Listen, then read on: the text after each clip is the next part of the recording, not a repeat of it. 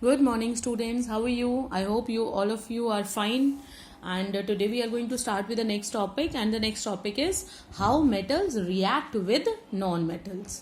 ठीक है, तो एक बार मेटल्स और नॉन मेटल्स की डेफिनेशन आप रिकॉल करें जल्दी से कि जो मेटल्स हैं वो एलिमेंट्स हैं जो इलेक्ट्रोपॉजिटिव होते हैं और इलेक्ट्रॉन को डोनेट करने की कैपेसिटी रखते हैं, और नॉन मेटल्स वो होते हैं जो इलेक्ट्रॉन को गेन करने की कैपेसिटी रखते हैं और इलेक्ट्रॉन नेगेटिव एलिमेंट्स होते हैं. Okay children, first question comes to our mind कि why any element, चाहे वो metal हो चाहे वो non metal हो, वो आपस में react ही क्यों करते हैं. So the first question is why elements combine. इसी क्वेश्चन को आंसर किया था G.N. Levi's and W. Causal ने इन द ईयर 1916, और उन्होंने अपनी एक थ्योरी दी थी जिसे लेविस कॉसल अप्रोच या लेविस कॉसल थ्योरी कहा जाता है, जिसके अकॉर्डिंगली कोई भी एलिमेंट के दूसरे एलिमेंट के साथ कंबाइन करने का रीजन है कि वो अपने आउटर मोस्ट शेल में जो ऑक्टेट है उसको कंप्लीट करना चाहता है. So the reason is that element combine to complete its octet. Okay now, so ये जो ऑक्टेट है इसको कंप्लीट करने के लिए चाहे फिर उसको इलेक्ट्रॉन लूज करना पड़े तो वो लूज करेगा, इलेक्ट्रॉन गेन करना पड़े तो वो इलेक्ट्रॉन को गेन करेगा. और कभी कभी ऐसा होता है कि जब एलिमेंट्स कंबाइन कर रहे हैं तो कोई इलेक्ट्रॉन लूज करना चाह रहा है ना कोई इलेक्ट्रॉन गेन करना चाह रहा है, तो वहां पे शेयरिंग भी पॉसिबल है. तो एनीवे कोई भी तरीका क्यों ना हो, बेसिकली एलिमेंट कंबाइन करते हैं टू कंप्लीट देयर ऑक्टेट. ठीक है, इसी चीज को इलैबोरेट करने के लिए उन्होंने एलिमेंट्स के स्ट्रक्चर्स ड्रॉ किए जिसमें आउटर मोस्ट शेल के अंदर जितने इलेक्ट्रॉन्स थे यानी जो वैलेंस इलेक्ट्रॉन है उसको एक डॉट की हेल्प से दिखाया जाता है. So they are known as Lewis dot structures. तो I am going to show you first of all few Lewis dot structures and then we will talk about the bond.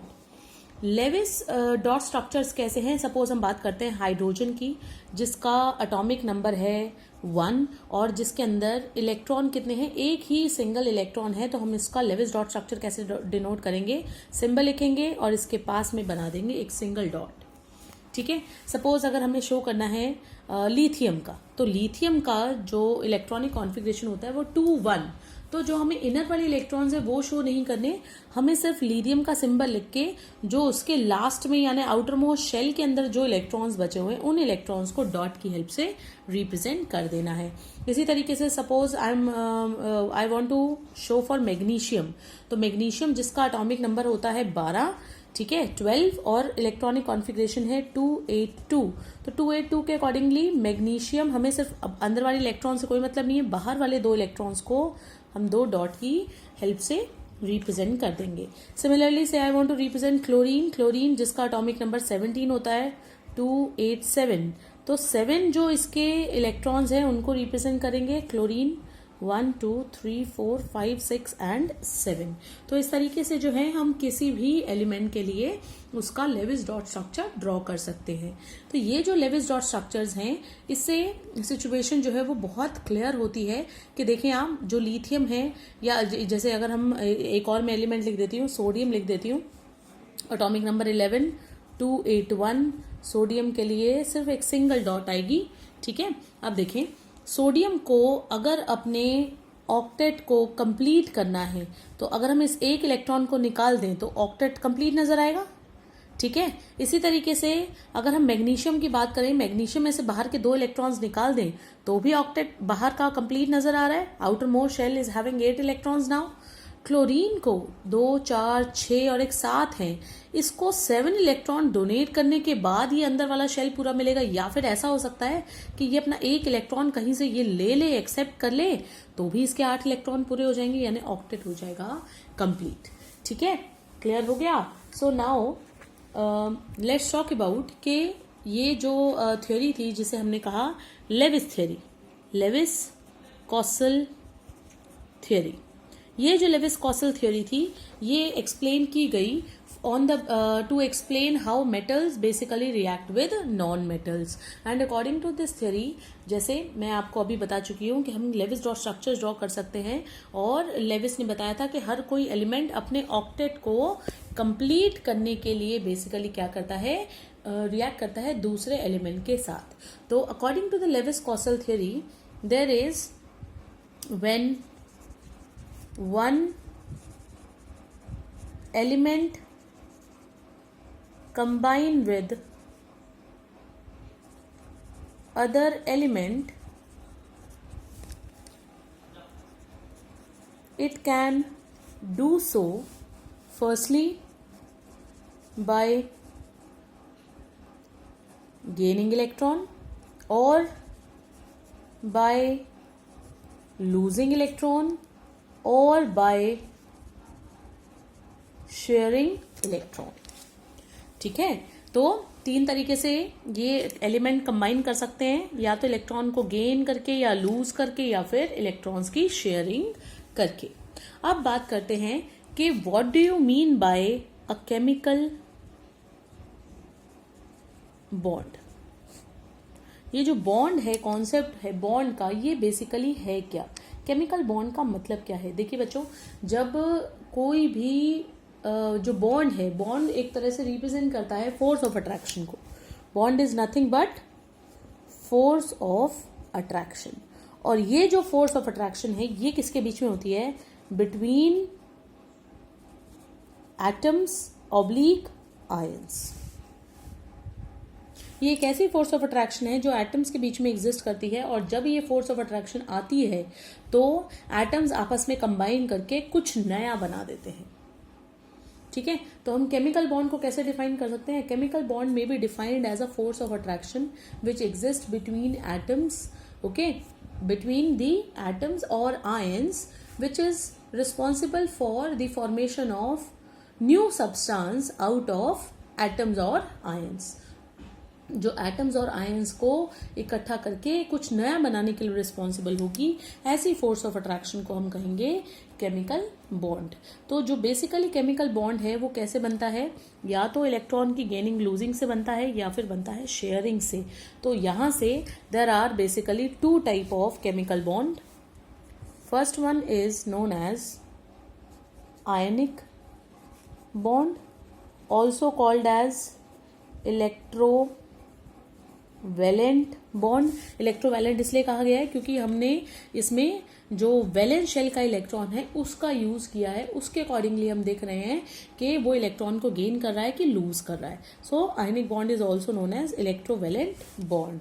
And second one is covalent bond. जो covalent bond है ये third case को represent करता है जहां पर electron की sharing होती है। आयनिक बॉन्ड गेनिंग और लूजिंग इलेक्ट्रॉन के बाद जो आयंस बनते हैं उनके बीच में एग्जिस्ट करता है, यानी इलेक्ट्रोवैलेंट बॉन्ड की फॉर्मेशन इस तरीके से होती है। सो आई होप यहाँ तक आपको समझ में आया होगा कि केमिकल बॉन्ड है क्या, या what is the concept of a bond. Now let's have some examples, और हम बात करते हैं कि जो आयनिक बॉन्ड है वो किस तरीके से एग्जिस्ट करता है या किस तरीके से बनता है। So students, before proceeding with the examples of ionic bond, मैं आप ionic bond की definition एक बार आप लोगों को बताती हूँ, आप नोट कर सकते हैं और आप इसको relate भी कर पाएंगे।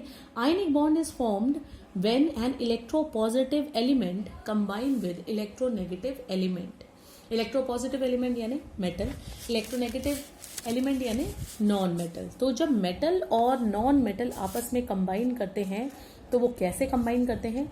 नॉन मेटल अपने इलेक्ट्रॉन को मेटल अपने इलेक्ट्रॉन को, जो वैलेंस शेल में एक्स्ट्रा इलेक्ट्रॉन्स हैं उनको लूज करेगा ऑक्टेट कंप्लीट करने के लिए। वहीं नॉन मेटल उसी इलेक्ट्रॉन को एक्सेप्ट करेगा अपने आउटर मोस्ट शेल के इलेक्ट्रॉन्स को ऑक्टेट को कंप्लीट करने के लिए, and in this way they will be converted into positive and negative ions. Let's see with the help of an example. Say let's talk about formation of NaCl। सबसे पहले ले लेते हैं सोडियम को, जिसका लेविस डॉट स्ट्रक्चर है ये Na with a single dot. तो यहाँ से ये अपने सिंगल इलेक्ट्रॉन को लूज करके ऑक्टेट को कंप्लीट करेगा and it will be converted into Na positive, साथ में इसने अपना एक इलेक्ट्रॉन कर दिया लूज। अब क्लोरीन की बात करते हैं। क्लोरीन जिसके आउटर मोस्ट शेल के अंदर हैं 7 इलेक्ट्रॉन्स। अब इन 7 इलेक्ट्रॉन्स को, ये 7 इलेक्ट्रॉन्स को क्या करेगा, ऑक्टेट को कंप्लीट करने के लिए ये जो इलेक्ट्रॉन यहाँ से निकला इसको एक्सेप्ट करेगा एंड इस तरीके से इसका खुद का जो ऑक्टेट है वो हो जाएगा कंप्लीट। 8 इलेक्ट्रॉन्स हो गए हैं और विद अ नेगेटिव चार्ज। अब ये पॉजिटिव और जो नेगेटिव आयंस बन गए हैं इनके बीच में फोर्स ऑफ अट्रैक्शन डेवलप होनी शुरू हो जाएगी और यही फोर्स ऑफ अट्रैक्शन जो है अल्टीमेटली क्या फॉर्मेशन कर देगी, Na पॉजिटिव और Cl नेगेटिव यानी NaCl का। ठीक है, कुछ और चीजें यहाँ पर मैं आपको इंडिकेट करा देती हूँ। जो सोडियम है वो सोडियम आयन में कन्वर्ट होने के लिए हमें उसे एनर्जी देनी पड़ेगी इलेक्ट्रॉन को निकालने के लिए, और उस एनर्जी का नाम होता है ionisation enthalpy. What is ionization enthalpy? The amount of energy which is required to remove an extra electron from the outermost shell of an isolated gaseous atom। यानी हमें सोडियम जो यहाँ लेना है वो गैसियस स्टेट में लेना है, वेपर्स की स्टेट में लेना है। उसमें से उसको जब हम आयनाइजेशन एंथैल्पी देंगे, उसको हम एनर्जी देंगे, तो ये अपना एक जो इलेक्ट्रॉन है इसको लूज कर देगा और इस तरीके से सोडियम आयन में कन्वर्ट हो जाएगा। वहीं जब ये हम एक्स्ट्रा इलेक्ट्रॉन ये क्लोरीन एक्सेप्ट करेगा तो क्लोराइड आयन में कन्वर्ट होने के साथ साथ ये कुछ एनर्जी रिलीज भी करता है जिसको कहा जाता है इलेक्ट्रॉन एफिनिटी, या हम इसको जो आजकल इसका लेटेस्ट नेम है वो है इलेक्ट्रॉन गेन एंथैल्पी। इलेक्ट्रॉन को गेन करने के बाद जो एनर्जी रिलीज हुई इलेक्ट्रॉन गेन एंथैल्पी, और ये था आपकी IE is stands for ionization enthalpy, जो किसको रिप्रेजेंट कर रही है, amount of energy which is required to remove an electron. Electron को निकालने के लिए जो एनर्जी आपने दी है, ठीक है, that is your ionisation enthalpy. और इलेक्ट्रॉन को ऐड करने के बाद जो एनर्जी आपकी बाहर निकल गई है उसको हम कहेंगे इलेक्ट्रॉन गेन एंथैल्पी, या इलेक्ट्रॉन एफिनिटी भी उसको कहा जाता है। इलेक्ट्रॉन एफिनिटी और इलेक्ट्रॉन गेन एंथैल्पी एक्चुअल में एक ही चीज है, बस इनके जो है साइंस जो है वो डिफरेंट होते हैं। ठीक है, तो इलेक्ट्रॉन एंथैल्पी हो गया नाउ। और जो लेटेस्ट है वो इलेक्ट्रॉन गेन एंथैल्पी यूज होती है। इलेक्ट्रॉन एफिनिटी ये वर्ड अब हम जो है बहुत ही कम यूज होता है। सो एवरीवन, एक चीज और भी बता देती हूँ यहाँ से, ये जो सब सोडियम आयन और क्लोराइड आयन जब आपस में मिलके NaCl बना रहे हैं ना, तब भी जब ये आपस में जुड़ेंगे तब भी कुछ एनर्जी रिलीज होगी और उस एनर्जी को कहते हैं lattice enthalpy. When sodium ion and chloride ion, positive and negative ion, come closer to each other, then energy releases out. The energy released out is known as lattice enthalpy। और हर एक जो है वो 1 मोल के लिए है, ये आप इसको रिलेट करके देख सकते हैं। ठीक है, समझ में आ गया सभी को? Fine. Now this was an example of NaCl। Let me give you some more examples. Say MgCl2, magnesium chloride. तो अब मैग्नीशियम का लेविस डॉट स्ट्रक्चर बनाते हैं। ठीक है, तो इसका मतलब है जब हम इसको आयनाइजेशन एंथैल्पी देंगे, गैसीय स्टेट में होना चाहिए आपका एटम। ठीक है, आयनाइजेशन एंथैल्पी देंगे तो ये क्या बन जाएगा, मैग्नीशियम 2 पॉजिटिव बन जाएगा, दोनों इलेक्ट्रॉन्स को लूज करेगा। वहीं पर जब हम क्लोरीन की बात करते हैं, क्लोरीन के पास लेविस डॉट स्ट्रक्चर में सिर्फ एक इलेक्ट्रॉन की कमी है, तो अब इसका मतलब है जो 2 इलेक्ट्रॉन निकले उसको बैलेंस तो करना पड़ेगा। तो 2 क्लोरीन आपके एटम यूज होंगे, वो दोनों इलेक्ट्रॉन को एक्सेप्ट करेंगे और 2 बना देंगे 1 2 3 4 5 6 7 8 नेगेटिव आयंस। 2 नेगेटिव आयंस बन गए। अब आपका क्या होगा, जो मैग्नीशियम है वो एक क्लोराइड और दूसरे क्लोराइड के साथ बॉन्ड बना लेगा, यानी बेसिकली क्या बन जाएगा, MgCl2। तो Mg2 पॉजिटिव और Cl नेगेटिव, इस तरीके से ये आपस में कंबाइन कर जाएंगे और ये आपका कंपाउंड इस तरीके से आयनिक कंपाउंड बन जाएगा। बच्चों, आयनिक कंपाउंड जब बनते हैं या जो ये आयनिक सब्सटेंसेस होते हैं, इनमें इनकी कुछ प्रॉपर्टीज के बारे में अब हम डिस्कस करने वाले हैं। कुछ आप और एग्जांपल्स अपने आप से प्रैक्टिस कर सकते हैं। You can practice for calcium chloride and you can also practice for calcium oxide, sodium oxide, potassium oxide. आप जो चाहें वही पर्टिकुलर मॉलिक्यूल के लिए, पर्टिकुलर सब्सटेंस के लिए, आयनिक कंपाउंड के लिए एग्जाम्पल इसी तरीके से लेविस डॉट स्ट्रक्चर बना के एक्सप्लेन कर सकते हैं। तो आई वुड सजेस्ट कि इस चीज़ को अच्छे से समझने के लिए आप ज़रूर, अच्छा ये यहाँ पर ये वो चीज़ें सेम है, इलेक्ट्रॉन एफिनिटी यहाँ पर भी रहेगा और लैटिस एंथैल्पी भी रहेगा, सब चीज़ें रहेंगी, ठीक है। तो आप कम से कम 2 और 3 एग्जाम्पल्स अपने आप से ज़रूर इसके प्रैक्टिस करिएगा। Now let us deal with next one, and that is properties of ionic compounds. जो आयनिक सब्सटेंसेस होते हैं या जो आयनिक कंपाउंड्स होते हैं उनकी क्या क्या प्रॉपर्टीज होती है। तो वैसे तो ये टॉपिक हमने ऑलरेडी स्टडी किया हुआ है बच्चों, जब हमने आयनिक सॉलिड्स के बारे में पढ़ा था, सॉलिड्स में आयनिक सब्सटेंसेस के बारे में पढ़ा था। सॉलिड में मैंने आपको क्रिस्टलाइन सॉलिड्स कराए थे और क्रिस्टलाइन में हमने आयनिक IMCM इस तरीके से कुछ पढ़ा था, आपको याद आ जाएगा इस छोटे से हिंट से। So everyone, but for time being I am just making the things recalled for you again. First है इसका, इट कंसिस्ट ऑफ आयंस। अब ये तो दोबारा से एक्सप्लेन करने की ज़रूरत ही नहीं है, ये तो हम एग्जाम्पल्स में देख ही चुके हैं कि ये आयन से ही बना होता है, इसके अंदर आयंस ही एग्जिस्ट करते हैं, ठीक है। Second is it's physical state. ये जो इसकी फिजिकल स्टेट है, आयनिक सॉलिड्स जो हैं, ये बेसिकली आयनिक कंपाउंड जो है ये सॉलिड होते हैं। सॉलिड होने के साथ साथ इनके बीच में जो फोर्स ऑफ अट्रैक्शन है वो बहुत ही स्ट्रॉन्ग होती है, with strong electrostatic force of attraction, ठीक है। बहुत स्ट्रॉन्ग फोर्स ऑफ अट्रैक्शन है इनके बीच में, सॉलिड स्टेट में ये एग्जिस्ट करते हैं, ठीक है। और आयनिक सॉलिड्स इनको कहा जा सकता है। Next is they have crystalline structure. तो क्रिस्टलाइन स्ट्रक्चर को आप थोड़ा सा रिकॉल करें बच्चों, और अपने ये क्वेश्चंस जो हैं वो ज़रूर आपने तैयार करने हैं इसमें से, कि जैसे सोडियम क्लोराइड जो है उसका रॉक सॉल्ट स्ट्रक्चर होता है, ZnS या जिंक सल्फाइड का कौन सा स्ट्रक्चर था, क्या कोऑर्डिनेशन नंबर था, ये सारी चीज़ें आपको बहुत डिटेल में पढ़ाई जा चुकी हैं, ठीक है। तो आपने बस उन चीज़ों को एक बार जल्दी से रिकॉल कर लेना है। क्रिस्टलाइन स्ट्रक्चर कुछ सॉलिड्स का रिकॉल करना है, जिसमें से मेनली है NaCl और आपका CaCl सीजियम क्लोराइड और जिंक ब्लेंड है ZnS। ये 3 जो है एटलीस्ट ये आप जरूर रिकॉल करें। Next is melting and boiling point. So everyone please concentrate again. Electrostatic force of attraction क्योंकि इनमें बहुत स्ट्रांग होती है, इसी वजह से जो आयनिक कंपाउंड्स या आयनिक सब्सटेंसेस होते हैं उनके मेल्टिंग पॉइंट्स और boiling points they are quite high, okay, बहुत हाई होते हैं melting points and boiling points. और इसका रीजन है strong force of attraction between the ions. Next is solubility. So जो आयनिक सब्सटेंसेस होते हैं they are soluble in water, they are highly soluble in water and they are insoluble in non-polar solvents like carbon tetrachloride, benzene, ether, alcohol। जो organic substances होते हैं उनके अंदर soluble नहीं होते, और आयनिक कंपाउंड जो है आपके वाटर में बहुत अच्छे से soluble होते हैं। Next is brittleness. Ionic solid जो है उनकी एक खासियत ये भी है कि वो ब्रिटल इन नेचर होते हैं। ब्रिटल का मतलब होता है कि अगर आपने उसको हैमर से हिट किया तो वो ब्रेक डाउन कर जाएंगे इनटू पाउडर फॉर्म में कन्वर्ट हो जाएंगे, या फिर टूट जाएंगे छोटे छोटे पार्टिकल्स के अंदर। तो इसके पीछे क्या रीजन है? इसके पीछे रीजन है उनका बॉन्ड का या उनके बीच की फोर्स ऑफ अट्रैक्शन का नॉन डायरेक्शनल होना, because ionic bond is non directional, ठीक है।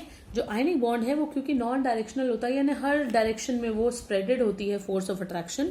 एक सोडियम आयन के पास 6 क्लोराइड आयन घूम रहे हैं, हर एक क्लोराइड के आयन के आसपास 6 सोडियम आयन घूम रहे हैं, तो फोर्स ऑफ अट्रैक्शन है वो डिस्ट्रैक्टेड है, फैली हुई है।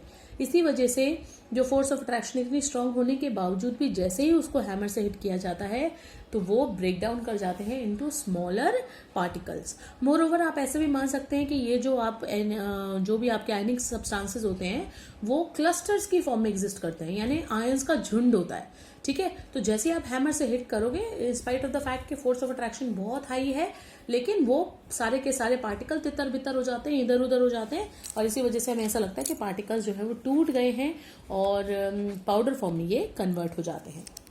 सो brittleness is due to non-directional nature of ionic bond. And the last property is electrical conductivity. So they are poor conductors in solid state and good conductors in liquid or aqueous state. तो ये चीज़ भी मैं आपको already बता चुकी हूँ जो ionic substances हैं, क्योंकि उनके आयंस के बीच में फोर्स ऑफ अट्रैक्शन स्ट्रांग है, तो सॉलिड स्टेट में आयंस को कोई जगह नहीं मिलती है मूवमेंट करने की, और इसी वजह से they can not conduct heat और इलेक्ट्रिसिटी. अभी यहाँ तो हम इलेक्ट्रिकल कंडक्टिविटी की बात कर रहे हैं, सो ओनली इलेक्ट्रिसिटी. बट जैसे ही हम उनको लिक्विड फॉर्म में कन्वर्ट करते हैं तो there is like force of attraction पहले से कुछ कम हो जाती है और थोड़ी जगह बन जाती है आयंस को मूव करने के लिए. और इसी तरीके से जब हम उसको एक्वस में लेते हैं तो भी सिमिलर सिचुएशन होती है, और इसी वजह से they will start conducting electricity. So everyone, यहाँ तक आप लोगों ने देखा about the properties of ionic compound, और इसी आयनिक बॉन्ड से ही रिलेटेड नेक्स्ट वीडियो में मैं आपको बताऊंगी कि जो आयनिक कंपाउंड्स होते हैं उनमें से कुछ ऐसे आयनिक कंपाउंड्स भी हैं जो वाटर के अंदर बहुत ज़्यादा सॉल्यूबल नहीं है, या उनकी जो प्रॉपर्टीज़ हैं वो ट्रूली आयनिक नहीं है. तो इसके पीछे क्या रीज़न है. सो आई होप यहाँ तक आप सबको समझ में आ गया होगा और आप इन सभी चीज़ों के नोट्स को कंप्लीट करिएगा. Thank you everyone.